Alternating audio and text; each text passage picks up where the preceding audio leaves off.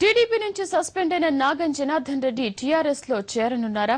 రాజకీయంగా సరైన వేదిక లేక ఇబ్బంది పడుతున్న నాగం టీఆర్ఎస్ గూటికి చేరే అవకాశాలున్నాయా? ఇప్పటికిప్పుడే నాగం టీఆర్ఎస్ కండువా కప్పుకునే సూచనలు లేకున్నప్పటికీ భవిష్యత్తులో నాగం దారి గులాబీ వనంలోకేనా? నాగం కేసీఆర్ భేటీ తర్వాత రాజకీయ వర్గాల్లో వ్యక్తమవుతున్న అనుమానాలివే.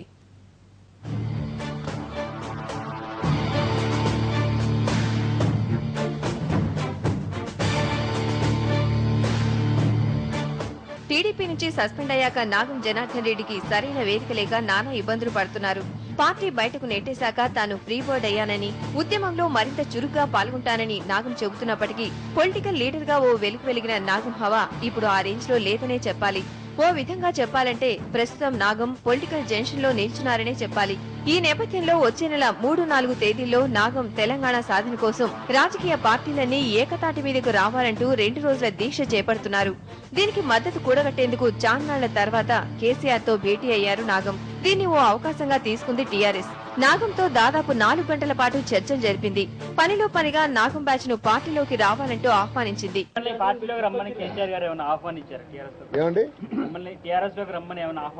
అన్ని విషయాలు చర్చకు వచ్చినాయి. సమయ సందర్భాల బట్టి నిర్ణయాలు ఉంటే మీరు చూడవచ్చు.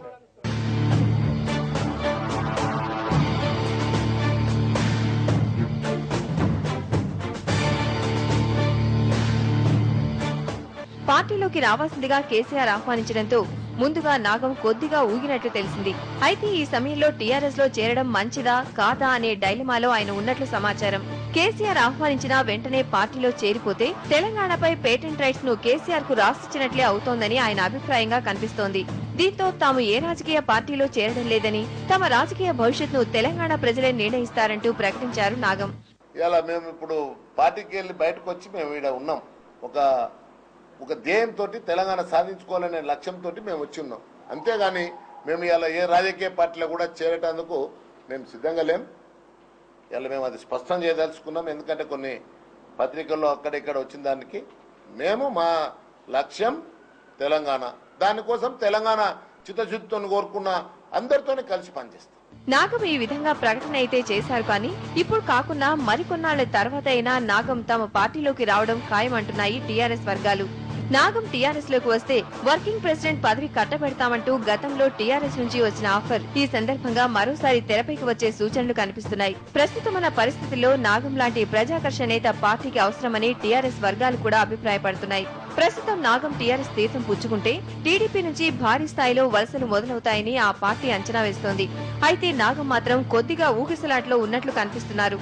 తాను టీఆర్ఎస్ లోకి వెళ్తే రాజకీయంగా మనుగడ సాగించగలనా అనేది ఆయనకున్న అనుమానంగా తెలుస్తోంది.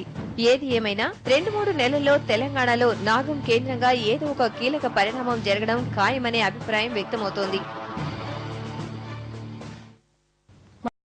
ruchulu.com Making of Andhra recipes.